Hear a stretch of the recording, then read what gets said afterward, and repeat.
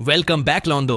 कैसे हो मेरे? कैसे करना है ये उसे खुद ही समझना था। ये सुनकर नारुतो हैरान रह गया। क्या मतलब कागुया? ये छहों डायमेंशंस उन 6 लोगों को देने वाली है। ऐसा करने से तो वो अपने पूरे क्लैन के सामने बिल्कुल डिफेंसलेस हो जाएगी। अगर उसी बीच मोमोशिकी अचानक हमला कर दे तो इंसानी दुनिया और कागुया दोनों खतरे में पड़ जाएंगे। फौरन घबराकर नारुतो ने मल्टी शैडो क्लोन जुत्सु इस्तेमाल किया। हजारों क्लोन्स अलग अलग दिशाओं में भागे ताकि वो तरीका ढूंढ सकें जिसका जिक्र ब्लैक जेत्सु ने किया था। इधर सास्के की तरफ उसे भी एक रेप्लिका मिला और वो रेप्लिका था नारुतो का ही एक कॉपी वर्जन। सास्के जैसे ही पास आकर बात करना चाहता था, वो कॉपी नारुतो अचानक एक 6 पाथ रासेन शूरिकेन फेंक देता है। उसकी सीरियस किलिंग इंटेंट देखकर सास्के तुरंत पीछे हट गया और आमातेरास से उस हमला को जला दिया। कॉपी नारुतो ने मुस्कुराकर कहा कि उसने उसे बहुत अच्छे से डॉज किया। फिर उसने चारों तरफ ढेरों फ्लाइंग थंडर गॉड कुनाई फेंक दिए। सास्के ने उसकी हर मूवमेंट को गौर से देखा। पूरे शरीर से किलिंग इंटेंट फूट रही थी। कॉपी नारुतो ने एक घमंडी भरी हंसी हंसा और फ्लाइंग थंडर गॉड से गायब होकर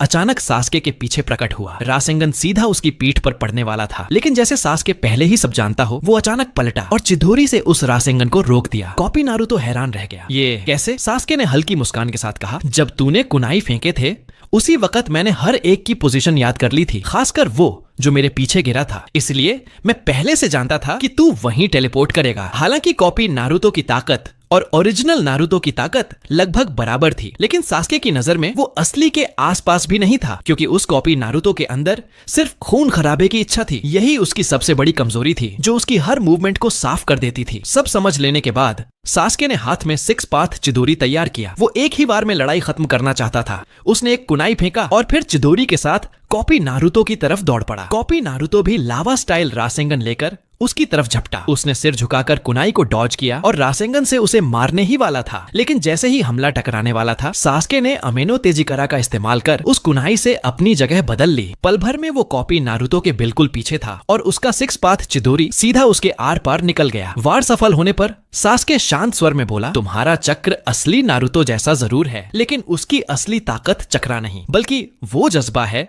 जो लोगों को उसकी मदद करने पर मजबूर कर देता है। पहले वाला सास्के होता तो सीधा उसके वाइटल पॉइंट पर वार करता, लेकिन नारुतो जैसी चेहरे और चक्रा की वजह से उसने आखिर में हाथ रोक लिया। उसने चोट को अवॉइड करते हुए लाइटनिंग चक्रा बढ़ाकर उसे पैरालाइज कर दिया। कॉपी नारुतो ने हल्की मुस्कान दी। उसका चक्रा एक रोशनी की लकीर बनकर सास्के के हाथ से होते हुए उसके भीतर समा गया। जैसे ही सब चक्रा अब्सॉर्ब हुआ, सास्के ने भी ओत्सुत्सुकी मोड एक्टिवेट कर लिया। सफेद 6 पाथ रोब उसके शरीर पर उभर आई और माथे पर 2 सींग विकसित हो गए। अचानक आई इस शक्ति ने उसे हैरान कर दिया। फिर उसे समझ आया, तो ये था कागुया के ट्रेनिंग का असली मकसद। सही में पूरा ओत्सुत्सुकी स्टाइल ट्रेनिंग है। तभी ब्लैक जेत्सु सामने आया और बधाई दी कि उसने ट्रायल पास कर लिया है। अब उसका अगला काम था इस डिजर्ट डायमेंशन को भी अपनी शक्ति में बदलना, जैसे नारुतो और सास्के ने किया था। इसी तरह मदारा और हाशिरामा, साथ ही इंद्र और अशुरा, सभी ने कागुया की परीक्षा को सफलतापूर्वक पार कर लिया था। अब ये छहों अपने अपने तरीकों से अपने गिवन डायमेंशंस को हासिल करने का तरीका ढूंढने लगे। दूर इंसानी दुनिया में बैठी कागुया संतुष्ट होकर मुस्कुरा उठी। जिस ट्रेनिंग को पूरा करने में उसे लगा था कि कम से कम 6 महीने लगेंगे, उसे उम्मीद नहीं थी कि नारुतो और उसके साथी सिर्फ 3-4 दिन में ये कर देंगे। इस रफ्तार से तो 1 हफ्ते से भी कम समय में ये सभी उसके बनाए डायमेंशंस को पूरी तरह अपना बना लेंगे। ब्लैक जेत्सु ने हैरानी से पूछा कि आखिर वो इतना सब कुछ करके क्या हासिल करना चाहती है। कागुया कुछ पल चुप रही। कभी वो हर चीज को एक इकाई में मिलाना चाहती थी और इसी लालच ने उसे अपने ही बेटे के हाथों हजारों सालों की मुहरबंदी का सामना करवाया। लेकिन नारुतो की यादें देखने के बाद उसके अंदर धीरे धीरे एक बदलाव आया था। इस बार उसने भी सोचा कि वो उसी की तरह अपने साथियों की शक्ति पर भरोसा करेगी, लेकिन उसके द्वारा इस्तेमाल की गई भारी ओत्सुत्सुकी चक्रा इतनी विशाल थी कि दूर आउटर रेम्स में मौजूद हर ओत्सुत्सुकी उसकी उपस्थिति महसूस करने लगा। और इंसानी दुनिया के सबसे करीब मोमोशिकी और किनशिकी ही थे। मोमोशिकी पागल हंसी के साथ बोला, आखिरकार उस गद्दार कागुया का पता मिल ही गया। दोनों तुरंत मानव दुनिया की तरफ उड़ पड़े। कुछ ही घंटों में वो पृथ्वी के ऊपर पहुंच गए। उधर ओरोचिमारू के ठिकाने में मिनाटो के भीतर मौजूद जिन कुरामा उनकी मौजूदगी फौरन महसूस कर लेता है। सब हैरान थे, क्योंकि नारुतो की यादों के हिसाब से मोमोशिकी को तो 15 साल बाद आना था और अभी नारुतो और बाकी सब ट्रेनिंग से लौटे भी नहीं थे। अब दुनिया की रक्षा की जिम्मेदारी मिनाटो, टोबिरामा, हिरुजेन और इताची पर थी। चारों ने बिना वक्त गंवाए बैटल फॉर्मेशन ले ली। कुछ देर बाद मोमोशिकी और किंशिकी चक्रा सेंसिंग के आधार पर सीधे उन्हीं के सामने उतर आए। ऊपर से मोमोशिकी ने नीचे देखा और पाया कि नाइन टेल्स चक्रा मिनाटो के शरीर में प्रवाहित हो रहा है। उसने आदेश दिया कि किंशिकी नीचे उतरकर स्थिति जांच करे। पल भर में किंशिकी मिनाटो के सामने आ खड़ा हुआ और एक जबरदस्त मुक्का मारा। उसकी रफ्तार इतनी अधिक थी कि मिनाटो को फ्लाइंग थंडर गॉड का सहारा लेना पड़ा। ऊपर खड़ा मोमोशिकी ये देखकर दिलचस्पी से मुस्कुरा उठा। बिना रिनेगन वाला भी स्पेस टाइम निंजुत्सु इस्तेमाल कर सकता है। अचानक सब अंधेरे में डूब गए। ये था टोबीरामा का जिंजुत्सु, ब्रिंगर ऑफ डार्कनेस जुत्सु किंशिकी, जो सेंसिंग पर निर्भर था। एक पल को वहीं जम गया। चारों तरफ से अदृश्य वार उस पर गिरने लगे। गुस्से से भड़ककर उसने hammer on F the void चलाया। एक ही वार में उसने पूरे इलाके को तहस नहस कर दिया और अंधेरे का जुत्सु टूट गया। दृश्य लौटते ही उसने डिवाइन चेस का प्रयोग किया और बिजली सी गति से टोबीरामा पर टूट पड़ा। एक टक्कर में उसे दूर पहाड़ की तरफ उड़ा दिया। टोबीरामा व्यंग्य पूर्वक हंसा और सोचा, कितना खतरनाक आदमी है ये। इन लोगों से तुलना करने पर उसने पाया कि बुरा मादारा भी कुछ हद तक सहने योग्य था। जमीन से टकराने से पहले टोबीरामा ने भी फ्लाइंग थंडर गॉड का प्रयोग कर खुद को बचा लिया। वो और मिनाटो एक दूसरे की ओर देखते हैं। अब वो प्लान लागू करने का समय था जिसे उन्होंने पहले ही तय किया हुआ था। हिरुजेन ने एन्मा को समन कर किंशिकी को रोकने का काम संभाल लिया और मिनाटो तथा टोबीरामा एक दूसरे पर अपने फ्लाइंग थंडर गॉड मार्क्स लगा लेते हैं परफेक्ट कोऑर्डिनेशन के लिए। उधर इताची ने सुसानो एक्टिवेट कर एक विशाल यासाका मागाटामा तैयार किया। ओबितो ने तुरंत उस पर कामुई की शक्ति का उपयोग किया। मागाटामा का रंग कामुई की वजह से धीरे धीरे पूरी तरह काला हो गया। इताची को हैरानी हुई कि ओबितो तो सिर्फ एक बार में उसके चक्रा फ्लो के साथ इतनी परफेक्टली सिंक हो सकता है। दोनों ने एक दूसरे को देखा और पहली बार उन्हें लगा कि उनके बीच मौजूद पुरानी राइवलरी अब रिस्पेक्ट में बदल रही है। इताची के अकात्सुकी में शामिल होने से लेकर आज तक दोनों के बीच हमेशा एक हल्का मतभेद रहता था। हमेशा सतर्क, हमेशा दूरी बनाए, पर आज वो कंधे से कंधा मिलाकर लड़ रहे थे। इताची ने निशाना साधा और काली मागाटामा को सीधा मिनाटो की डायरेक्शन में फेंक दिया। मोमोशिकी ने ये देखकर ठंडी हंसी छोड़ी। अपने ही साथी पर वार, कितना मूर्खतापूर्ण। लेकिन बिल्कुल उसी स्प्लिट सेकंड में टोबीरामा फ्लाइंग थंडर गॉड से सीधे किंशिकी के पीछे टेलीपोर्ट हो गया। असल में ब्रिंगर ऑफ डार्कनेस का सबसे बड़ा उद्देश्य उसी समय किंशिकी पर फ्लाइंग थंडर गॉड मार्क लगाना था। अगले ही पल टोबीरामा और Minato flying thunder God instant rotation jutsu एक साथ चलाते हैं। उनकी पोजीशंस तेजी से स्विच होती हैं और कामुई बूस्टेड मागाटामा सीधे किंशिकी के शरीर से टकराती है। विस्फोट के साथ साथ कामुई का गहरा प्रभाव उसके भीतर फैल जाता है और अंत में किंशिकी पूरा का पूरा कामुई स्पेस में खिंचकर गायब हो जाता है। जनरल प्लान सफल होते देख सभी ने राहत की सांस ली। अब बस सामने खड़े मोमोशिकी को हराना बाकी था। लेकिन मोमोशिकी जरा भी परेशान नहीं दिखा, बल्कि व्यंग्य से बोला, नीच जीवों के लिए ये काफी सराहनीय है। अचानक उसके पास एक स्पेस टाइम पोर्टल खुला और उसी पोर्टल से किंशिकी बाहर निकल आया। सबके चेहरों पर सदमा था, क्योंकि किसी ने सोचा भी नहीं था कि वो कामुई स्पेस से बाहर आ सकता है। असल में किंशिकी की स्पेस टाइम क्षमता ओबितो से कई गुना आगे थी। वो पहले भी मोमोशिकी के साथ कागुया के कई सीक्रेट डायमेंशंस में घूमा था और स्नो डायमेंशन में उसे जांच करते हुए सास्के भी मिला था। कामुई से निकलना उसके लिए कोई चुनौती नहीं थी। ओबितो की आंखों से ठंडा पसीना बह निकला। क्या नारुतो और उसके साथी वाकई पिछले जीवन में ऐसे राक्षसों को हरा पाए थे? अचानक सैकड़ों लाल हथियार जैसे प्रोजेक्टाइल्स सब पर गिरने लगे। किंशिकी की गॉड वेपन्स टेक्निक, सभी अपनी अपनी तकनीकों से किसी तरह डिफेंस और डॉज करते रहे। ऊपर मंडराता मोमोशिकी सब देखकर बोला, अब इस तमाशे को खत्म करने का समय है। उसने कई चक्रा पिल्स निगल ली और उसके हाथों में एक विशाल गहरा लाल एनर्जी स्फीयर तेजी से बनना शुरू हो गया। पूरा होते ही उसने उसे सीधे सबकी तरफ उछाल दिया। समस्या ये थी कि उनके ठीक पीछे ओरोचिमारू का बेस था। अगर वो एनर्जी बॉल वहां लगती तो उसकी सालों की रिसर्च राख बन जाती। इसलिए मिनाटो ने आगे बढ़कर फौरन एक space time net barrier deploy किया। एनर्जी स्फीयर उससे टकराकर धीरे धीरे अब्सॉर्ब होने लगी और अंत में दूर स्पेस में ट्रांसफर कर दी गई। कुछ ही सेकंड बाद दूर आकाश में टेल्ड बीस्ट बॉल जैसे धमाके की आवाज गूंज उठी। उस स्तर का ब्लास्ट अगर यहाँ हुआ होता कोई भी जीवित नहीं बचता। मोमोशिकी ने हंसकर कहा, ठीक है, अब दूसरी स्फीयर का क्या करोगे? कहते हुए उसके दाएं हाथ में एक और एनर्जी स्फीयर और भी विशाल रूप ले रही थी। ही अपने दाएं हाथ में दोबारा एक नया एनर्जी बॉल तैयार कर लिया। मिनाटो की टेलीपोर्टेशन जुत्सु लगातार यूज नहीं की जा सकती थी, इसलिए सब लोग लगभग तय कर ही चुके थे कि एक्सपेरिमेंट छोड़कर फ्लाइंग राइजन से भागना पड़ेगा। लेकिन उसी पल अचानक एक जबरदस्त शिनरा टेंसी आया और मोमोशिकी के एनर्जी बॉल को जोर से उछालकर दूर फेंक दिया। आने वाला था नागाटो और उसके साथ था कोनान। मोमोशिकी ने नीचे खड़े नागाटो पर एक हल्की नजर डाली, लेकिन ध्यान से देखते ही उसका चेहरा विकृत हो गया, क्योंकि नागाटो के पास सिर्फ रिन्नेगन ही नहीं बल्कि ओत्सुत्सुकी इशिकी जैसी शक्ति भी मौजूद थी। अब मोमोशिकी को साफ समझ आ गया कि उसकी अटैक को एक ही झटके में क्यों रोक दिया गया। सामने वही था जिसके शरीर को इशिकी ने कभी कंटेनर की तरह इस्तेमाल किया था। दोनों एक ही ओत्सुत्सुकी कबीले से थे। वो नागाटो से बात शुरू ही करने वाला था कि पीछे से एक विशाल समन बीस्ट उस पर टूट पड़ा। किनशिकी ने तलवार नुमा चक्र से आगे बढ़कर मोमोशिकी को बचाया और उस बीस्ट का हमला रोक दिया। एक के बाद एक कई समन जानवर मोमोशिकी और किनशिकी पर टूट पड़े, लेकिन पलक झपकते ही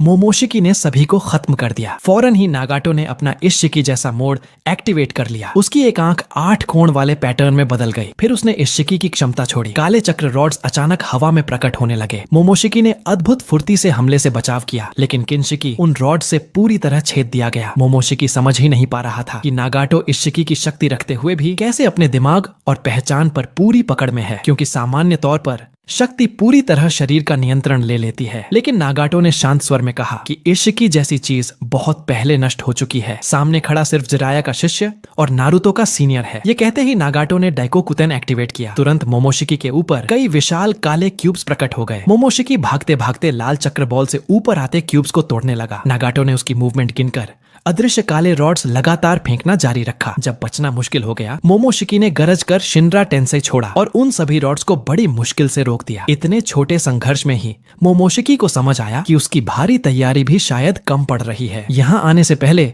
उसने कई ग्रहों का चक्रा निगल रखा था। इस वक्त वो नारुतो की पिछली लड़ाई में मिले ओत्सुत्सुकी से कहीं ज्यादा शक्तिशाली था, लेकिन नागाटो की विरासत में मिली इशिकी स्तर की शक्ति के सामने वो कुछ खास कर नहीं पा रहा था। दूर खड़े किनशिकी को मोमोशिकी ने देखा, जो इस समय मिनातो की सीलिंग जुत्सु में बंधा हुआ था। मोमोशिकी के पास अब एक ही रास्ता बचा था, उसे तुरंत किनशिकी के साथ मर्ज होना था। किनशिकी ने जोरदार चीख के साथ मिनातो की सील तोड़ी और पूरी स्पीड में मोमोशिकी की तरफ उड़ने लगा। उड़ते हुए उसका शरीर चक्रा फ्रूट में बदल गया। मोमोशिकी उसे पकड़ने ही वाला था कि नीचे से ओबितो ने उस फल पर कमुई छोड़ दिया। फल लगभग छिन ही जाता। मोमोशिकी घबराकर दोनों हाथ उठाकर बांशो तेनेन चलाता है और जबरदस्त गुरुत्वाकर्षण से वह फल सीधे उसकी हथेली में आ गिरता है। वो गुस्से में चिल्लाता है कि ये कमजोर प्राणी उसके खिलाफ चालें चलने की हिम्मत कर रहे हैं। फिर किनशिकी में बदला हुआ चक्रा फ्रूट बड़े कौरों में निगलने लगता है। लोगों ने ये दृश्य पहले नारुतो की यादों में देखा था, लेकिन सामने देखकर सबको घिन और असहजता महसूस हुई। किनशिकी को पूरी तरह निगलने के बाद मोमोशिकी अपने पूरी इवॉल्व्ड असली रूप में बदल गया। कुछ ही वार में उसकी तेज योंगचुन स्टाइल मार्क तकनीकों ने सबको भारी चोट पहुंचा दी। सिर्फ नागाटो ने अपने शरीर को सिकोड़कर छोटे आकार में जाकर उन हमलों से बचाव कर लिया। इसके बाद वो मोमोशिकी के पीछे सामान्य आकार में लौट आया और पूरी ताकत से एक किक उसके पीठ की ओर मारी, लेकिन ये चाल मोमोशिकी की रिन्नेगन दृष्टि से छिप नहीं सकी। मोमोशिकी ने हल्का सा साइड स्टेप लेते हुए हमले से बचाव किया और उसी पल एक जबरदस्त शिनरा टेंसेई छोड़ दिया। नागाटो ने भी तुरंत अपना शिनरा टेंसेई एक्टिवेट कर दिया। दोनों के शरीर से निकली तीव्र प्रतिकर्षण शक्ति एक दूसरे की तरफ टकराई। कुछ देर तक बराबरी चलती रही, लेकिन आखिरकार मोमोशिकी की शक्ति भारी पड़ी। उसका शिनरा टेंसेई नागाटो की शक्ति को चीरता हुआ उसे हवा में उछालकर सीधा पहाड़ के अंदर धंसा देता है। अचानक जमीन से अनगिनत काले चक्र रॉड्स उभर आए। नागाटो ने भारी मात्रा में चक्रा जमीन में भेजकर हमला शुरू किया था। मोमोशिकी यह देखकर हल्का सा मुस्कुरा दिया। आसमान में उड़कर उसने सभी रॉड्स से आसानी से बच लिया, लेकिन नागाटो रुका नहीं। कुछ ही पलों में काले रॉड्स इतनी मात्रा में फैल गए कि आसपास खड़े होने की कोई जगह ही नहीं बची। इन्हें फैलाकर नागाटो ने अचानक दोनों हाथ जोड़े और चिबाकू टेंसेई सक्रिय कर दिया। नीचे मौजूद सारी काली रॉड्स एक ही क्षण में मोमोशिकी की ओर खींचने लगीं, क्योंकि नागाटो ने उच्च स्तरीय तकनीक का इस्तेमाल किया था। कोई अलग गुरुत्वाकर्षण गोला बनाने की जरूरत नहीं, सीधे विरोधी को ही गुरुत्वाकर्षण का स्रोत बना देना। विरोधी में जितना ज्यादा चक्रा उतना ज्यादा खिंचाव। अब मोमोशिकी को समझ आया कि नागाटो लगातार काले रॉड्स क्यों बरसा रहा था। ये सब चिबाकू टेंसेई के लिए सेटअप था। काले रॉड्स की घनी बारिश के बीच मोमोशिकी के पास अब बचने की कोई जगह नहीं थी। जब रॉड्स उसे आर पार करने ही वाले थे, उसने अपने चारों ओर लाल ऊर्जा का एक जाल फैलाया, जिसने थोड़ी देर के लिए सभी हमलों को रोका। लेकिन रॉड्स की संख्या इतनी अधिक थी कि जल्द ही उन्होंने उस रक्षा को तोड़ दिया। कुछ ही पलों में भारी भरकम चट्टानें मोमोशिकी के चारों ओर परत दर परत जमने लगीं और एक विशाल चिबाकू टेंसेई स्फीयर बनकर आकाश में लटक गई। नागाटो खून उगलते हुए भारी सांसें ले रहा था। इशिकी की शक्ति पहली बार यूज की थी, इसीलिए उसका शरीर इसे पूरी तरह सह नहीं पा रहा था, लेकिन उसे लगा इतना काफी है मोमोशिकी को रोकने के लिए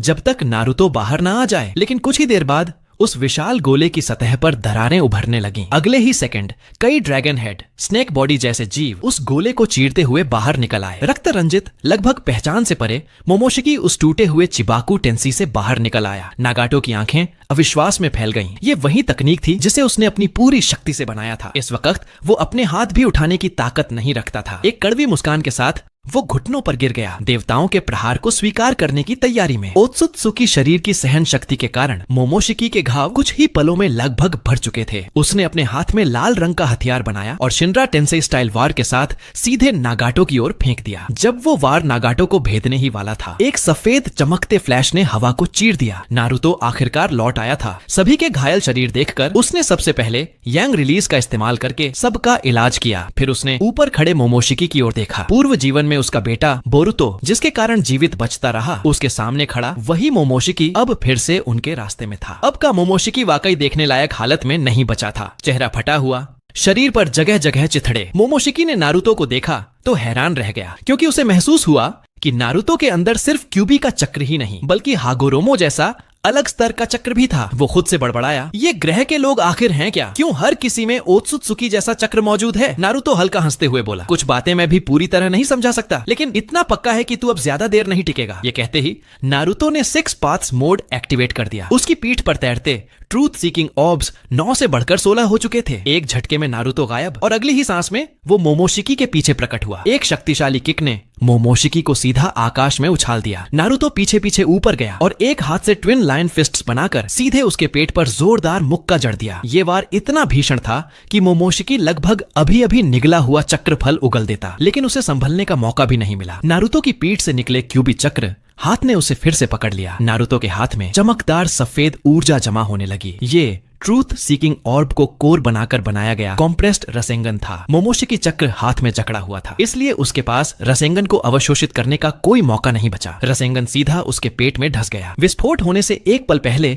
नारुतो ने चक्र हाथ छोड़ दिया और फ्लाइंग राइजिन से नीचे जमीन पर लौट आया। अगले ही सेकंड आसमान में एक विशाल धमाका हुआ। तेज सफेद रोशनी सारे मैदान को रोशन कर गई। सबके चेहरे पर अविश्वास, क्योंकि उन्हें सिर्फ ये दिखा नारुतो और मोमोशिकी गायब हुए और तुरंत बाद आसमान फट पड़ा। पूरी लड़ाई को एक सेकंड भी नहीं लगा। नागाटो नारुतो को देखकर हल्का मुस्कुराया। अब का मेरा शिष्य ये जरूर जीत सकता है। धमाका खत्म हुआ तो मोमोशिकी का शरीर बुरी तरह फटा पड़ा था। उसकी सारी घमंड भरी शक्ल गायब, लेकिन फिर भी वो गुर्राया, तुम नीच प्राणी, मुझे खिलौना समझते हो क्या? उसने केंशिकी style dragon head, snake body वाले कई दानव नारुतो पर छोड़ दिए। नारुतो ने तो हिलने की भी जरूरत नहीं समझी। उसकी पीठ से निकले चक्र हाथों ने हर एक ड्रैगन का सिर पकड़ लिया, फिर बेमिसाल ताकत के साथ सभी को एक साथ घुमाकर तोड़ फेंका। मोमोशिकी की आंखें फट गईं। चाहे जितना हमला कर ले, नारुतो को वो छू भी नहीं पा रहा था। गुस्से में उसने मुड़कर मिनातो और बाकी साथियों पर हमला किया, लेकिन नारुतो बस मुस्कुराया। वो वहीं खड़ा रहा, क्योंकि उसे पता था क्या होने वाला है। अगले ही पल एक काला स्पेस टाइम दरवाजा मिनातो के सामने खुला और उसमें से सास्के बाहर आया, सीधे मोमोशिकी को जोरदार किक मारते हुए। नारुतो उसी क्षण फ्लाइंग राइजिन से सास्के के पास पहुंच गया और हंसते हुए बोला, इतनी जल्दी आ गया तू? फास्ट एंट्री भाई, फास्ट एंट्री। नारुतो फ्लाइंग राइजिन से सास्के के पास पहुंचा और मजाक करते हुए बोला, तू तो बड़ी देर से आया भाई। थोड़ी बातचीत के बाद सास्के ने उसे चेतावनी दी कि मोमोशिकी इस बार पिछले जीवन वाली लड़ाई से बिल्कुल अलग लग रहा है। नारुतो ने अंदाजा लगाया, लगता है इस बार वो और ज्यादा चक्रा निगलकर धरती पर आया है। हराना मुश्किल नहीं होगा, बस उसे मारते वक्त इतना ध्यान रखना है कि उसका खून बचा रहे। ओत्सुत्सुकी को पूरी तरह खत्म करने के लिए बोरुतो की शक्ति और मोमोशिकी का चक्र दोनों जरूरी थे, लेकिन बोरुतो तो अभी पैदा भी नहीं हुआ था। ऐसे में उपयुक्त ओत्सुत्सुकी कंटेनर ढूंढना आसान नहीं था। उसी क्षण नारुतो के सामने एक स्पेस टाइम गेट खुला और उससे कागुया ओत्सुत्सुकी बाहर आए। उन्होंने बस नारुतो की वापसी महसूस की और बिना आराम किए यहीं आ गए। नारुतो ने समझ लिया कि उनका चक्र पहले से बहुत कम है, काफी कमजोर, लगभग उनके पिछले अवतार से भी ज्यादा। वो आगे बढ़ा और सम्मान से बोला, दादी आपने बहुत मेहनत की है। कागुया मुस्कुरा उठे। नारुतो और सास्के की प्रगति देखकर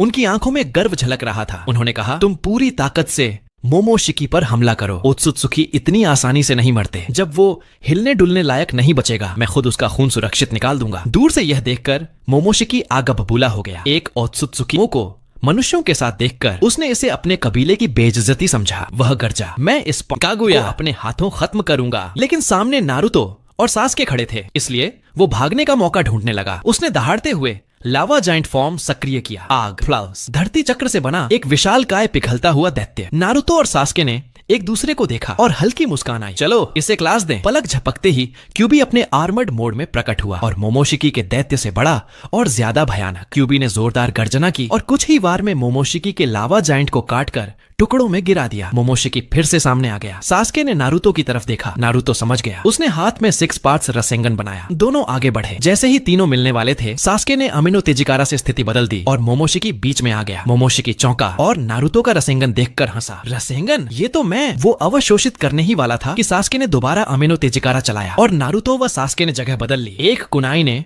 मोमोशिकी की हथेली में मौजूद रिन्नेगन पर प्रहार किया और उसी पल नारुतो का रसेंगन सीधा उसके पेट में लगा। मोमोशिकी घूमता हुआ पहाड़ में जा टकराया। वो कड़कड़ाते गुस्से से उठा, एक विशाल डार्क रेड चक्र बॉल बनाकर नीचे फेंकी और भागने की तैयारी में था। तभी उसके सामने एक और स्पेस टाइम गेट खुला। इस बार आया मदारा उचिहा। जैसे ही वो बाहर आया, उसने एक ही मुक्के में मोमोशिकी को दूर फेंक दिया। मोमोशिकी ने महसूस किया कि मदारा के अंदर भी ओत्सुत्सुकी जैसी शक्ति मौजूद है। उसने गुस्से में एक और बड़ा डार्क रेड चक्रा बॉल बनाया। नारुतो ने भी एक विनाशकारी रसेंगन तैयार किया और छलांग लगाकर सीधा मोमोशिकी से भिड़ गया। दोनों हवा में भयंकर रूप से टकराए। कुछ ही सेकंड में मोमोशिकी की ऊर्जा टूट गई और नारुतो का रसेंगन उसके पूरे शरीर को घेर गया। मोमोशिकी चिल्लाया, तू आखिर है कौन? नारुतो मुस्कुराया, मैं हूँ उजुमाकी नारुतो, भविष्य का 7वां होकागे। एक विशाल धमाके के साथ मोमोशिकी जमीन में धंस गया। मरते झुलते हाल में वो वहीं पड़ा रहा। नारुतो ने कागुया की तरफ देखा और थम्स अप किया। कागुया मुस्कुराए, फिर मोमोशिकी के पास जाकर